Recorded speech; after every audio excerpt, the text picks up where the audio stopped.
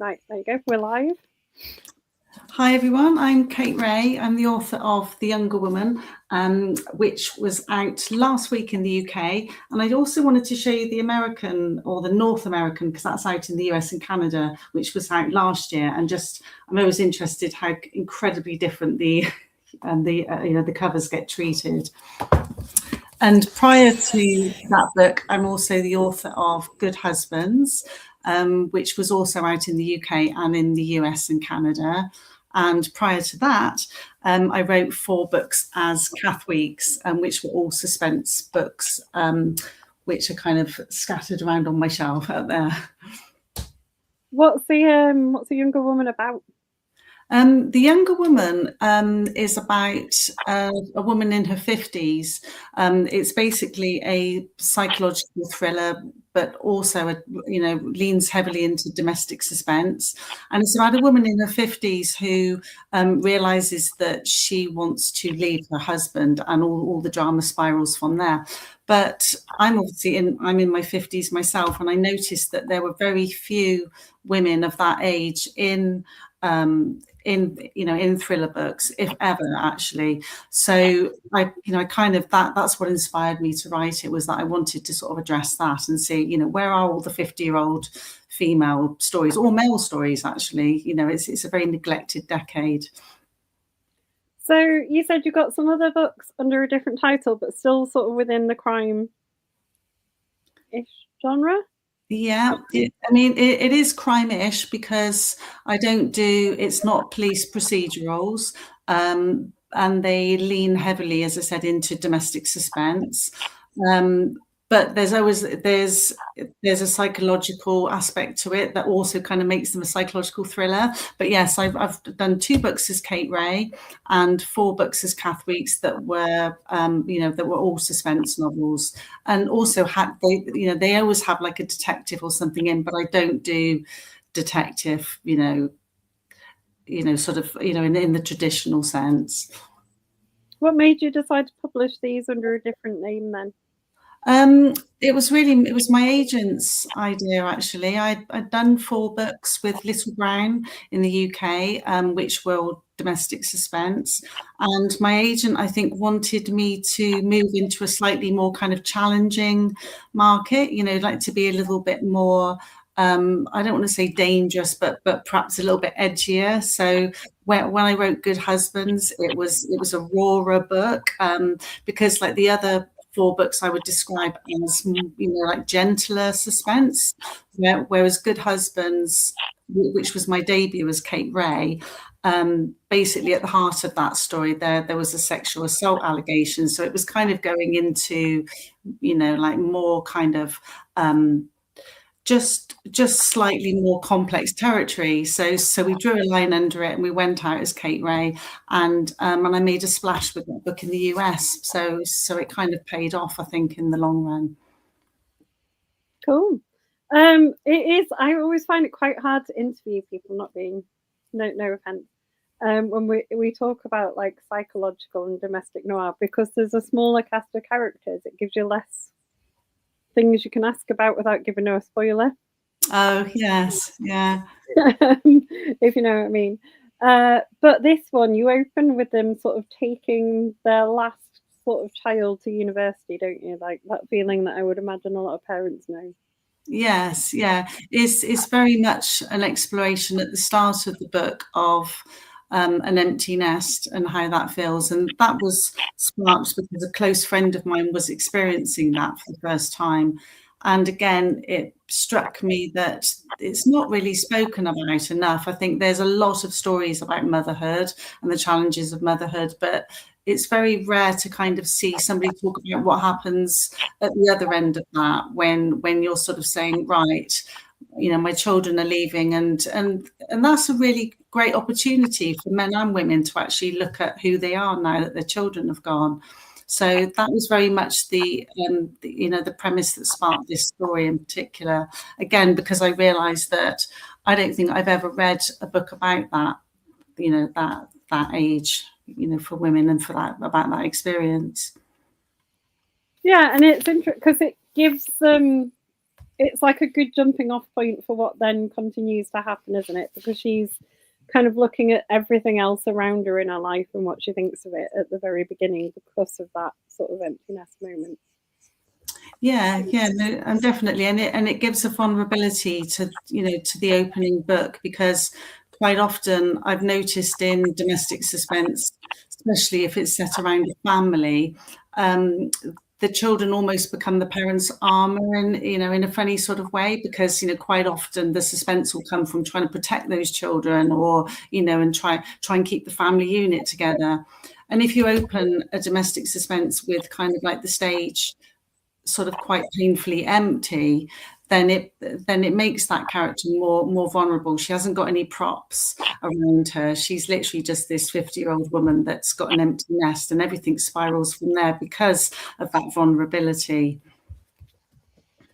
There's a lot of importance to it in kind of the location and the property that she lives in as well, isn't there?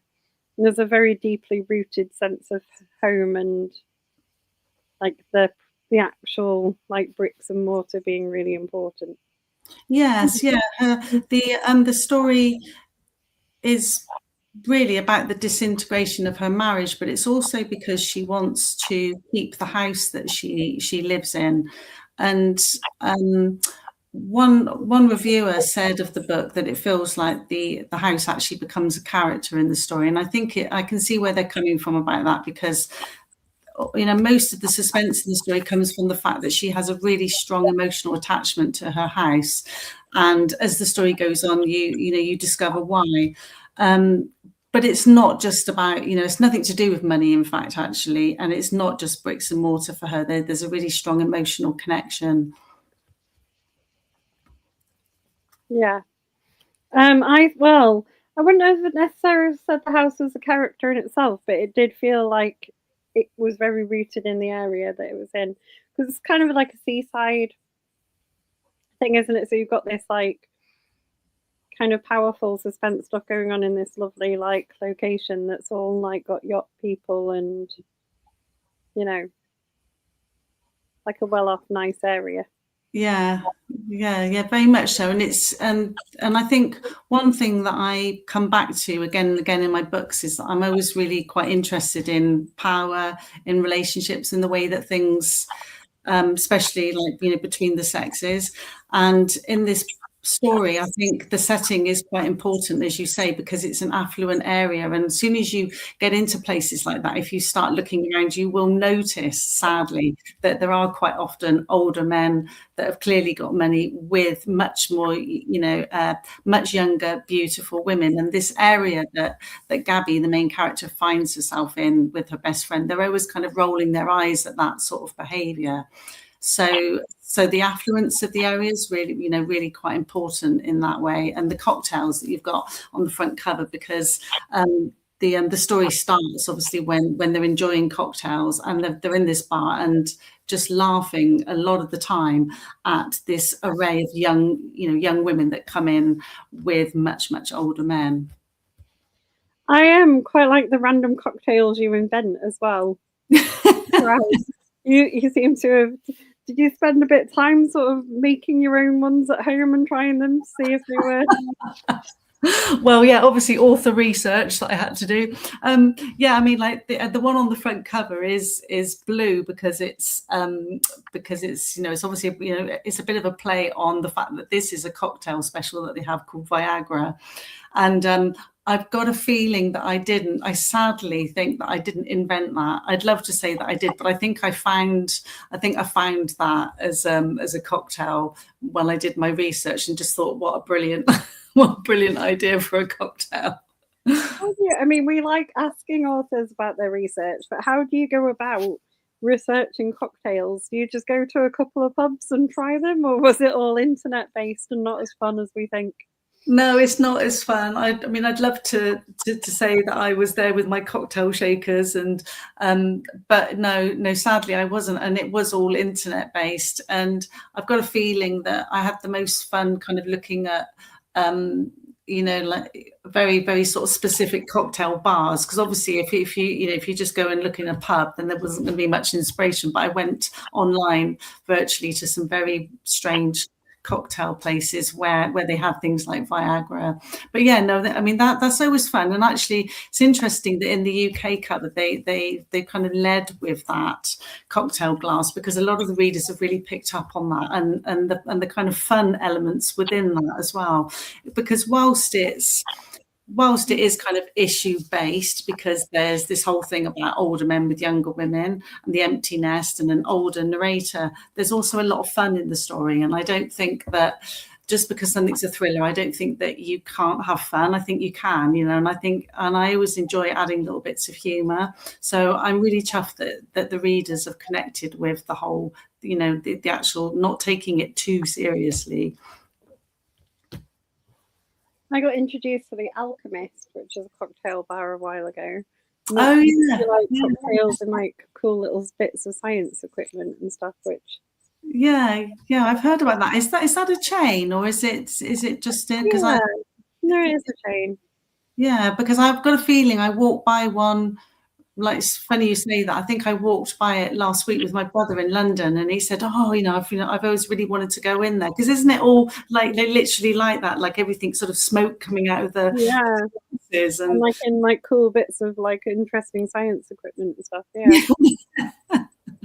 Yeah, I mean, actually, I used to have although I was really rubbish at science, I used to love chemistry, and I had a chemistry set as a kid, and I used to go out to the to the garage and just enjoy stirring up all these different potions and things. I think maybe it's because it felt a bit witch-like as well. It's always fun, isn't it? You know, making things explode. And yeah, well, I'm a science teacher, so I was like having a bit of envy. I was like, I want to take these things home with me.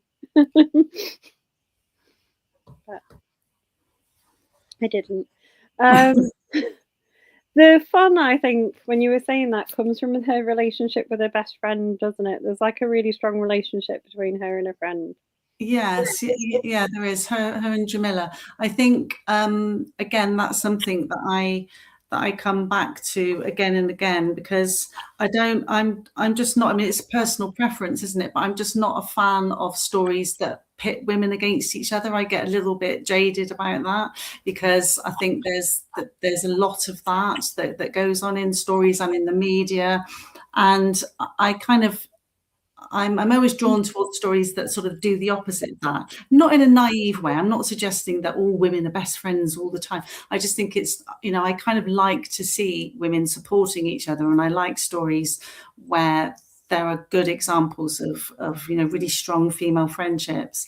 And I always have a lot of fun writing that, because and a lot of the humor in the book comes from Jamila, because she's completely unfiltered and just says what she likes, and it's always fun having a character like that. Yeah, I know she was. I think she might have been my favorite character. Yeah, it's funny because so basically the book was sold to the States first, and we worked quite hard on Gabby's character, trying to make her sympathetic, making sure that she wasn't too angry. But it's funny, some people, some readers find that, I think to a certain extent, if you represent a woman that's being mistreated in a marriage, that's always really hard, because however you sketch it, you're going to either find people that support that character or people that struggle with it because she's being mistreated. So there's always a distancing, I think, between the reader and that person. So Gabby was a really hard character to write, and with Jamila, I felt I could be completely, there was no judgment with her at all. I really enjoyed writing her character. Because she's almost gone the other way, hasn't she? When we first meet them, they're kind of in the bar drinking the cocktails and talking about being kind of dissatisfied with their husbands. But Jamila's not really dissatisfied in the same way, is she? She's got that, like, every relationship has. So you're going to moan about him, but he's absolutely fine, really. Yeah. That's a really interesting point, because at the start, I think she's she sort of makes little jokes about him because, you know, he's the sort of guy that just stays at home, like, you know, in his armchair, and he's basically just the equivalent of an old pair of slippers. And you're right, I think most relationships go through that if you're in a long-term relationship. But I think as the story goes along, I think he becomes a more attractive character because he seems to actually just be this really solid, dependable person. And I think that everybody kind of starts to view him differently because of that, because suddenly what seemed boring is actually really safe and is actually pretty nice and loyal. You know, and sometimes that's all we can ask for, you know, like not in terms of settling, but it's lovely to have somebody loyal. And it adds another layer to the story, I think, because you've got, it's very easy to go like, this is about this marriage breaking up, but you've kind of got like different layers of it. You've got like what Gabby's going through. You've got Jamila being essentially at the beginning a bit unsatisfied and then realizing, like you said, that maybe he's just dependable and thinking. And then you've got the sort of divorce lawyer we meet later on who's got her own opinion on things, which is quite, you know, it just adds layers to the story, which I think. Yeah. And I think actually, I think if you're going to look at marriage, which I have done quite a few times in my books, I think you always have to have other mirrors and other people as well that you can kind of reflect it off. Otherwise, it's all a bit one-dimensional. So in that way, I think that's why the characters sort of grow and change, because you suddenly start looking at other people's marriages from the baseline that you're actually, so for example, in Gabby's relationship, as that starts to fall apart, that changes how you view some of the other marriages in the story. And I also think that by introducing Ellis, who's a much younger character, there's also a kind of a duality with it in terms of what my generation might do in a marriage and what a younger, more kind of empowered generation would do. And I sort of had fun with the tension between that as well. As a sort of a woman in my 50s, I know that there's elements to the next generation of things where I'd be like, wow, that, you know, that's really out there, just as my mum would probably think that about me. Well, you've got that a little, haven't you? Because Gabby's parents-in-law are kind of involved in the story, and we don't sort of learn how they feel about their relationship, but they both have their own opinions about what is going on, don't they? And they don't necessarily always agree, which is quite interesting. Yes, yeah, and you know, again, and that's intergenerational stuff, isn't it? That's as one, you know, as one generation sort of takes the baton and runs with it. And I think particularly when you get into sort of gender politics or marriages, that's when you really notice that, because you suddenly notice that the way that you're living your life isn't perhaps the way that your parents were, you know, in terms of traditional roles of wives and things like that. And then the new generation will you know, will do it all again completely differently as well. True. We've got some hellos from Sarah and Donna. Lovely. Hello. Who are watching. They're both really good champions. Oh, fantastic. So good people to be watching. What have you done? So how long has the book been out? It's not been... The book's been out in the UK for a week, and it's been out in the US for just over a year. So how do you celebrate your publications? Do you have a US one and then a UK one, or? Yeah, I mean, like normally they happen at the same time, but this time it just kind of got out of sync, which is really weird because I've just finished writing a new book. So it's really funny because once you write a book, you become so immersed in that one, and then you're suddenly like, oh yeah, you know, like The Younger Woman was out in the UK. So ideally, I wouldn't have had such a gap between the two, because but you know, you always celebrate because it's an achievement, you know. So even if it is just literally you know, raising a glass, or in my case, actually, I was on deadline, so I just made a really nice cup of coffee and piece of cake. Which is pretty boring, actually. That's all right. It's still a celebration. It must be really hard to remember it then if you've been immersed in like the new book. Going back to have like an interview about this one must be quite tricky. Yes, no, it is. And I have to say, when we were talking then, it's funny, I remember Gabby, obviously, and I remember Jamila. And then I thought, I don't actually remember Jamila's husband's name. And little details like that, which are just, but I remember all of the themes, I remember all the story and stuff, but little details. And that's just because, as I said, I've been immersed in this new book for so long, and I literally have just just let it go. So yeah. And actually, when I hear authors that are doing several books at once, because some writers do that, and I think I've no idea how on earth that you manage to do that, but full kudos to them. What can you tell us about the new book? I can't. You can't tell us anything. Oh, hello. Where did you just go? I can't tell you anything about the new book, I'm afraid, because it's literally it's all done and dusted, and it's kind of it's with my agent, and it's at the very final stage now and about to go to market. So my lips are completely sealed. All I will say is that it's completely different to anything that I've written before. So I'm really excited about it. But hopefully there will be more news soon. Are you ever tempted? I know, like when you write kind of a domestic book, they're often like very much one and done kind of things. Are you ever tempted to go back? Are you ever tempted to think like Ellis is such a great character? Like I could go back and do another book. Yeah. Yeah, no, I mean, to be honest, I think a lot of the time it's to do with, it sounds a bit horrible, but a lot of the time it's to do with the contracts with your publishers, because I suppose, you get, like a contract which you sign, and then you agree to, like to deliver 2 separate stories. But funny you say that. When I very first started writing, I self-published 2 books, and used them as a kind of way to actually get my first publishing deal.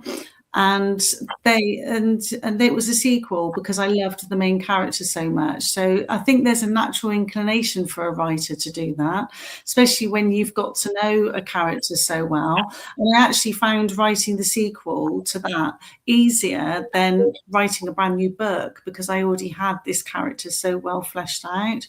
And it's a really interesting point that you make. And I don't think writers get enough kind of scope for that, or enough options, because I think a publisher in a way always wants, unless you are setting it up as a series, I think the natural inclination for them is to always want something new, but it's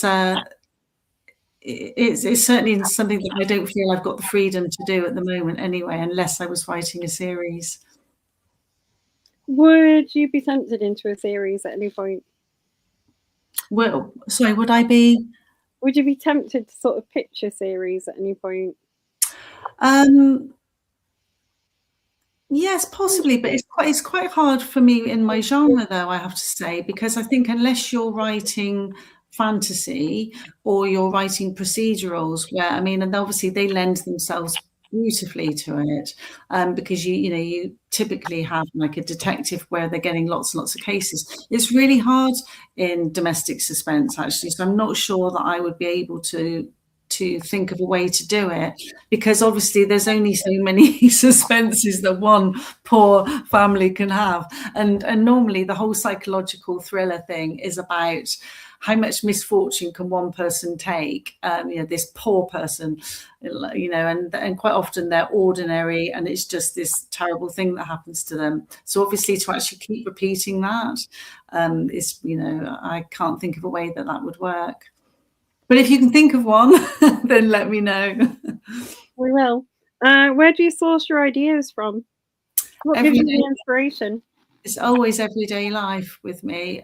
There's always something that, quite often a conversation. I mean, I write about female friendships because I love chatting to my friends, and quite often they'll say something, and it leads me to realise that this is something that needs to be explored in a book.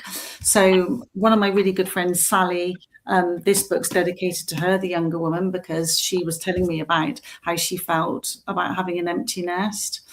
And then my previous book, Good Husbands, was also sparked by a conversation, which was actually an argument in a pub between a whole group of people. I was in a choir, and it was during Harvey Weinstein's trial, and like during the whole Me Too thing, and this argument erupted around the table in the pub about whether the girls in that story, I mean, I don't know how familiar you are with the trial and everything that was going on, but basically young actresses used to go up to Harvey Weinstein's hotel room, and this argument erupted about whether those girls knew what they were doing or not, and who was right and who was wrong. And I just thought it was really interesting that so many women were really angry about these young women and how much they were in the wrong. And that sparked Good Husbands, which was my previous book. To answer your question in a long way. No, it's a really good answer. It's interesting. I didn't know the younger woman's my first introduction to your writing, but I might go back and check out Good Husbands. Yes, and it's quite an explosive story, and it's quite an uncomfortable story in a way, because it is looking at, I wanted to look at, and I'm not sure of another book that's done it. And again, I tend to do it because I noticed that someone's not written about it before. And what I wanted to do was write about, isn't it interesting how when there's a sexual allegation, it's quite interesting how it divides women in terms of, you get women that are very angry about women that cry, so-called cry wolf. And then you get women that are very sympathetic to women that make rape allegations. And then you get some women that just sit on the fence and actually just don't know what to think, which is probably the majority of us. So that's kind of like that was the reason I wrote the book. It's when you're sort of venturing into a subject like that, and even stuff that comes up in the younger woman, because there are some sort of moments in there that are quite sensitive. Is it tricky to kind of find the right balance to sort of explore that issue, but not sort of go too far? Yeah, it's really tricky. And actually, I think you've got to be brave, because you're probably going to get it wrong, because you cannot possibly represent everybody, no matter how much you try. And you also had to, in particularly with Good Husbands, I had to be aware that if you're going to write about women that have made allegations, then you've got to get it right in terms of your research. And I did do absolutely masses of research for that book. And I think the important thing is, as a writer, is that you need to know lots, but you don't necessarily need to tell the reader everything. But you need to know everything so that so you can basically represent it accurately. And Good Husbands was a really, really tough book to write. And The Younger Woman was tough. And as I said, I think the thing that when you go into this arena as a writer, you've got to be brave, because you know that you're not going to please everybody. And that's kind of part of the, it's a double-edged sword. Do you have moments then when you're writing stuff like that where you sort of have to have a break and just walk away for a bit? Yes, yeah, I did with Good Husbands. I found it quite draining writing it, but I also found it quite healing, because it was obviously something that bothered me, and I wanted to write about it, to explore it myself. And strangely, I've had way more messages, especially from the States. I've had way more messages from readers saying how much it moved them and healed them, and was, that really, really resonated with them, far more than I've had anybody saying, who the hell do you think you are? And, and being angry with me. I've had some really lovely messages, and I think that makes it really worthwhile. Have you, because they've been out in the States longer, have you had any kind of media interest in the books? I've been asked about a script. I was asked about a script, potentially whether I would be interested in co-writing a script for a screenplay of Good Husbands, but that didn't go any further. I think it's probably, you know, I think the way I write as well, I think I do write, you know, kind of quite visually, so I can see sometimes that these stories might be interesting to actually go onto a screen. In terms of media, I just had brilliant reviews in the States actually for Good Husbands, and I think as well the reason it did well in the States is because people kind of saw that it was happening over here. So it was almost like they could read about sexual allegations in a way that felt quite safe because it was happening across the pond. If one of our favorite questions is if like someone came calling to adapt them, either Good Husbands or The Younger Woman, so you can pick, what character would you like to play? Oh my gosh. Oh my gosh. Well, in The Younger Woman, I would just have to be Gabby, because she's, as much as her character's in pain, she's the main character, and I guess I'd have to play that. But to be honest, just the idea of doing anything like that fills me with horror. I love people and I love chatting to people, but I cannot imagine playing a part. But I guess it's fantasy, isn't it? So as long as I had someone really hunky to play opposite me, so I didn't have to kiss any frogs. Or you could just be a cameo, like in a bar. You know, like a lot of authors do that, don't they? Just make a little cameo. Oh yeah, that's the point. Yeah, perhaps I could be the cocktail waiter in the background. You know, just shaking the Viagra cocktail. Sarah says, "Do you watch true crime for ideas?"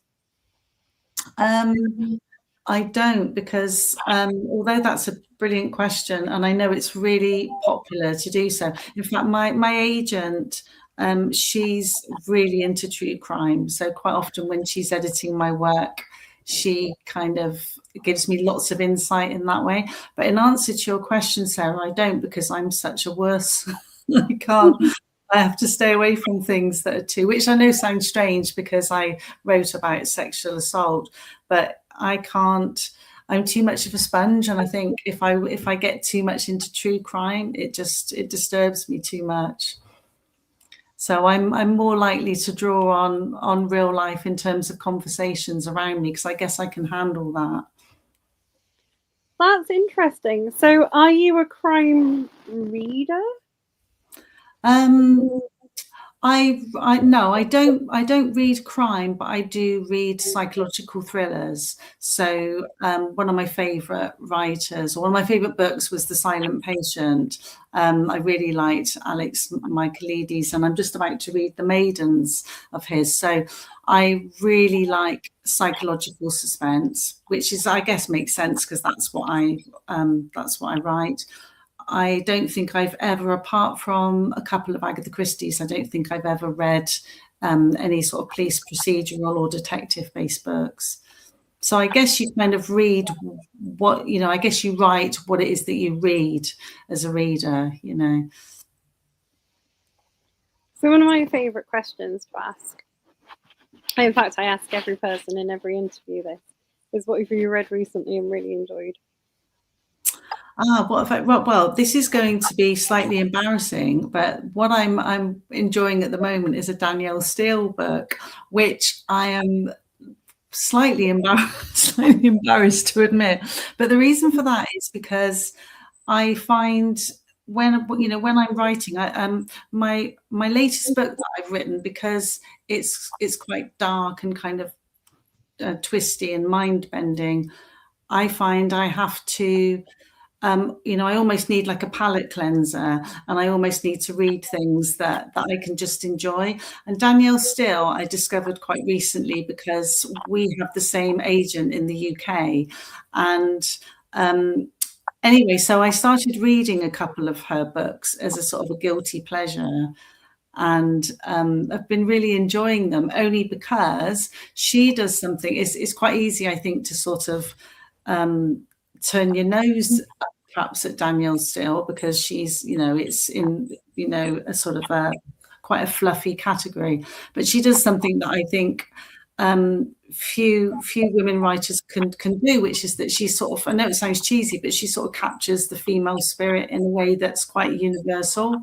And her stories are very escapist, and there's always like some travel in them. So I'm reading a book of hers at the moment called All That Glitters, and I'm just about to finish it actually, and I've really enjoyed it. And up till that, I've not been reading anything because I've been writing solidly for a really long time, and I find I can't write and read fiction at the same time. It just kind of sends me off at another tangent.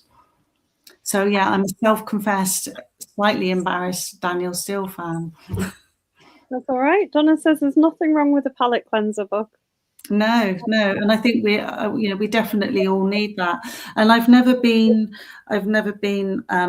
snobby about what I read, and I don't think I think people that read because they think that they should be seen to read, I think that's sort of missing the point a little bit of books. I think books are just literally there to be enjoyed, and they're all about how they make you feel. And if it's wet out and it's rainy, and you want to snuggle up with a bar of chocolate and read something about a woman in Paris, or something ridiculous, frivolous, then that's brilliant. That's what they're there for, aren't they, books? I always think the act of reading is the most important thing. Yeah. So what you do to pick up doesn't matter. No, exactly. And as I said, and I don't really have any time for anything that brings any kind of, snobbiness into it. But I'm only embarrassed about Danielle Steele because I think people expect, if you write within the thriller realm, that you're supposed to be kind of, like knee deep in really gritty things yourself. But as I said, I find that I can't do that too often. I do need a palate cleanser. I interviewed someone actually last year who wrote one of my favorite books of last year, like possibly one of my favorite books of recent years ever. And he said that he reads romance Really? quite often. And he thought that people who wrote romance, because the romance is all about the characters interacting, he's like, you can learn a lot from it because they've got to be really, really, really good at writing characters. Yeah, that is really true. Oh, well, that makes me feel a bit better then. I feel like I'm being almost like slightly like wimpy reading it, or a bit sort of weedy and escapist.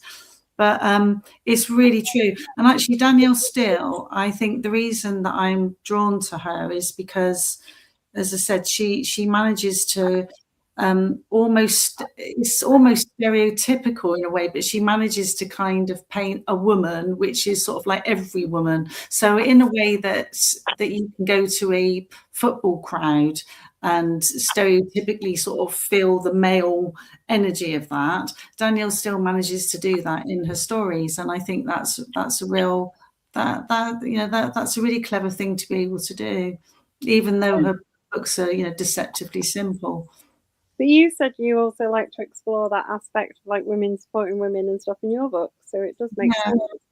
Yeah, and I think actually that's the secret behind another author that I admire is Liane Moriarty. She manages to do that really well, and there are other women that I think manage to sort of it is. It's almost capturing a female spirit, and I think sometimes we don't want to, in a very sort of gender fluid age, people sort of try and shy away from doing that a little bit. And sometimes if I ever talk about the sisterhood or empowering women, people say that's ridiculous because there isn't a sisterhood, because we're all women. You can't take 50% of the population and lump us in. But actually, I think it's something more subtle than that, and I think there is a female spirit that we connect to. And as I said, I think Danielle Steele, writers like her and Liane Moriarty, capture that really, really well. Donna said that one of her favourite books of 2025 was essentially a love story set in World War I. Ah, right, okay, yeah. At the end of the day, you know, like love is kind of just it's the ultimate, isn't it? So why wouldn't we love books which are written about love? You know, I'd heartily recommend that book as well. It's called The Boy I Loved by William Hussey. Oh right, okay. Let me make a note of that. It's really good. It's like What's a YA. What's it called? Sorry, The Boy I Loved by William Hussey. It's a really good book. Okay, brilliant. Sarah says, have you read Barbara Taylor Bradford? No, but funnily enough, actually, I ordered A Woman of Substance today because I noticed that because it's coming out on the TV, isn't it? I can't remember. Yes, yeah. There's a series starting, and I thought, oh my goodness, that's somebody that I've never ever read, but I was intrigued, and I thought I wanted to read it before it came to the TV. So is that? Sorry, have you read any of her stuff, Kaz? I have read some of hers, and if you walk down the town street of the little suburb of Leeds that I live in, yeah, there are stones on it that proclaim that Barbara Taylor Bradford is from this little suburb of Leeds that I live in, as well really? as Bennett. So, oh, fantastic! So, have you read A Woman of Substance? I have, yeah, years ago. I mean, I think I was still at school when I read it. Is it a good book? Isn't it about a very strong woman though? Isn't that sort of like the basic? So. And I think I quite enjoyed it. I used to enjoy Danielle Steele when I was at school as well, and I haven't read her for years. So your conversation's making me think I should get some more of hers. Yeah, no, and it's. I mean, I literally only read Danielle Steele for the first time last year, and now I've read 3 of her books, and it was because my agent was telling me that they had just sold her into Spain for the first time, and they said it's just been incredible because all these Spanish women are kind of diving back into all these books, and of course there's hundreds and hundreds of them. And it was the way that she described it to me. And I thought it's written, she almost kind of teared up at the idea of all these Spanish women reading this stuff. And I thought, crikey, she must be doing something really right if people feel like that about her. So then I bought one of her books. And when I opened it up, I noticed inside it says what the readers think about her books and how they make them feel. And it was really quite sort of, striking that, the readers were saying things like, she makes me feel empowered. She has seen me through some of my darkest times. And I thought, crikey, she's anyway. And when I read the books, I thought that they were deceptively simple and yet somehow kind of capturing this female power and female spirit. So, yeah, very well done. So your books are out in America and here. Have you got them published in any other countries as well? Yes, I've been published in Turkey and Germany as well. Germany seems to be really big crime fans. Yes, and they also get into some really quite dark stuff as well. I mean, I hear conflicting things about the German market actually, because I heard that they really like dark fiction. But somebody else recently told me that they're quite old-fashioned in terms of like not liking to see like divorce and things like that. So they're quite conservative and straight-laced. But yeah, I always find it really interesting how all the front covers differ. That was a really exciting time when they see what different countries do with your covers. And with the thing, because I remember talking to someone about their book that was a psychological thriller, and it actually got a TV adaptation in Germany. Yes, yeah. Not in like their home country. Yeah, no, that's weird. That's weird how that happens, isn't it? Yeah. And it's who was famous for that as well was the Hoff, wasn't it? Michael, what is it? No, David Hasselhoff, isn't it? From Baywatch, that he's got this massive because he's also, I think am I making this up, that he's a singer? I think he's a singer, and he's got this massive following in Germany. And yet elsewhere in the world, he's kind of like absolutely, you know, almost like a laughing stock. But in Germany, he's got this massive fan base. So it's weird how that happens, isn't it? And yet not in his own country. So apparently this is interesting. Donna's saying apparently the Italians are the worst. The sales are higher of translated books, but the reviews are brutal. Oh, really? Yeah, my debut in the UK got sold to the Italians, and then they bought the rights and they didn't publish it. But I've actually I think because I've been writing quite a long time, I can cope really well now with reviews. I don't I don't sort of take it personally at all, and I think, you know, perhaps that's just as well, you know, like given the subject areas that I've explored. But I do know some authors that find it really, really difficult, and that's just part of the job, I think. And I've learned that it's never about you. It's always about. It's a bit like trolls, isn't it? It's about their own anger about things. So you know. And I think, I mean, you only have to go back and look at sort of reviews of things like Wuthering Heights or Pride and Prejudice to realise that things just aren't for everybody. Yeah, exactly. You know, if you can take a classic of world literature that is loved. Yeah, I think actually when I first that is so true, because when I first started writing, I think I read some advice. I got a really scathing review that was really spiteful, and I thought, right, you know, I can't be obviously crying every time I read a review. So I looked into it and I read some advice about doing exactly that. They said pick some of your favorite books, or books that you think are absolutely flawlessly written, and just read the reviews. So I looked at Lord of the Flies. Actually, Lord of the Flies is coming to BBC, isn't it? I've got a feeling it either starts this week or it might have already started. It's on BBC iPlayer, Lord of the Flies.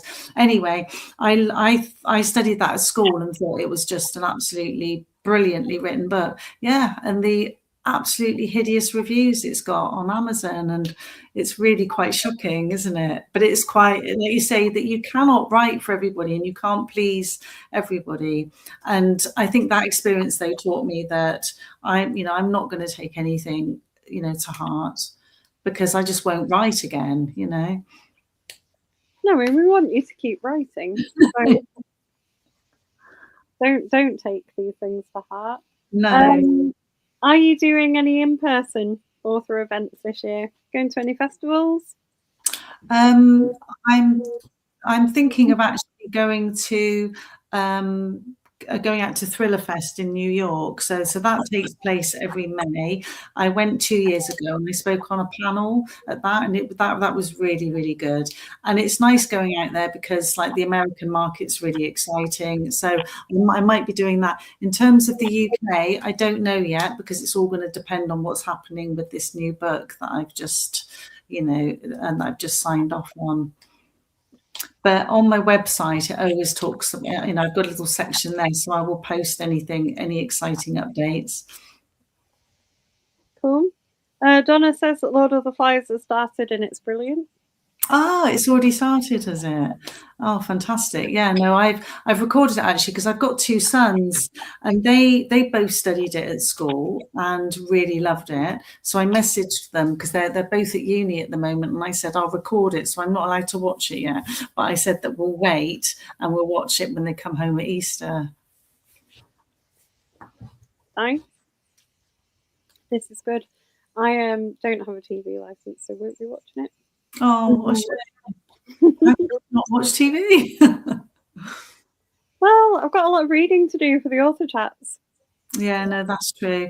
Actually, if I wasn't married, I probably wouldn't have a TV. But my husband loves TV, so I tend to watch things with him. But I have found actually, since becoming a writer, it's a really useful thing for me in terms of research, so I can see like what, you know, what's trending and what, you know, what stories are kind of making the headlines and things as well.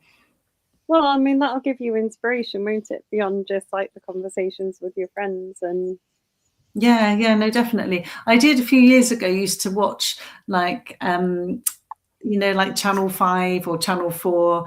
I think it's Channel 5 when they do um like dramas of an afternoon, like made for TV thrillers. I got into a habit of watching those years ago, and then discovered I was just going around on a loop about, women being stalked, or, because the plots were so terrible. And I thought I really need a better well to draw on for inspiration than daytime thrillers.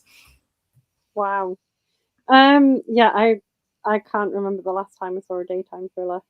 No, it's probably best not to, actually, to be honest. It's a slippery slope. So we've talked about that, and your new book that you're kind of waiting for. Do you imagine like a future carrying on writing as Cate Ray, or would you go back and publish again under your other name?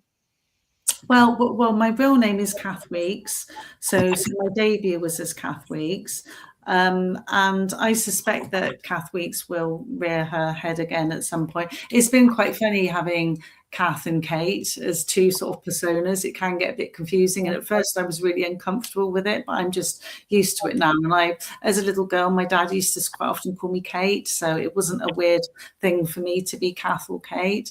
And if Catherine Middleton can do it, then then why can't I?